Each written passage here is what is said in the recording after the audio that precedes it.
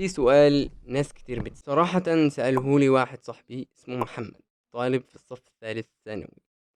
بعد ما سألني السؤال ده اكتشفت انه غريب من وجهة نظري، فلما دورت اكتشفت انه غريب من وجهة نظري بس انا لوحدي، وان كل الناس بتسأل سؤال في سهولة غريبة ومفيش حد لاقي اجابة عليه. يعني السؤال ده سهل بطريقة مش طبيعية. طبعا انا عمال اقول لك السؤال وانت مش عارف هو ايه السؤال. السؤال بكل بساطة: ايه الفرق بين تكست اديتور والاي دي اي؟ يلا بينا.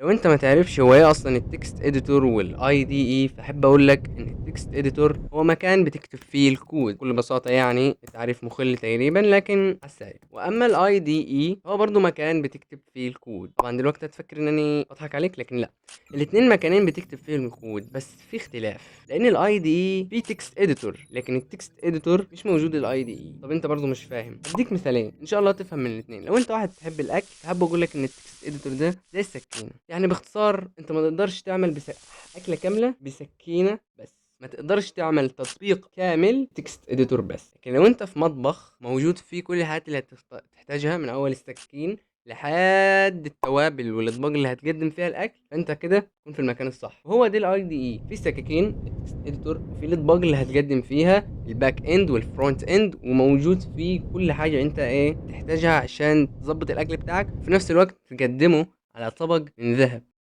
لو ما فهمتش برضو خليك عايزك تتخيل معايا ان انت نجار ومعاك شاكوش او مطرقة بس مش معاك حاجة تانية. لو في عندك شغل، هل هتنفذه؟ بس هيكون صعب جدا، صعب يعني ممكن اصلا ما يتنفذش. لكن لو معاك الشنطة اللي فيها كل حاجة، من منشار لشاكوش لمتر للزق المفكات، كل حاجة حرفيا موجودة في الشنطة دي، ساعتها بس تقدر انك تعمل شغلك كامل. الشاكوش اقصد تكست اديتور، والنجار انت المبرمج وشغلك هو التطبيق، والشنطة الكاملة اللي فيها كل المعدات هي الاي دي اي.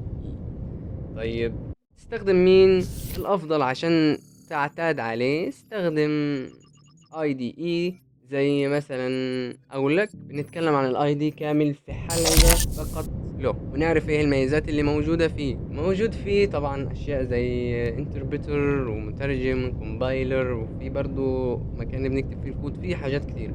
لو وصلت هنا فكان انت عرفت الفرق وعرفت تختار صح. في نصيحة احب اقولها لك بمناسبة نهاية الفيديو: لو هتبدأ فممكن، او يعني لو جهازك ما عندهوش القدرة انك تنزل اي دي اي كامل زي فيجوال ستوديو كود او باي شارم، ولا تكتب في نوت باد، يعني ما تقدرش، ففي طريقة تقدر انك تبرمج من على موقع اونلاين، والموقع ده يكون اسمه ريبلت.com. اذا حبيت تسيرش انت، لكن الطريقة وكل شيء بيكون موجود في الفيديو الجاي. ما تنساش تعمل لايك واشتراك لو حابب تتعلم برمجة بشكل بسيط ومن غير لف ودوران.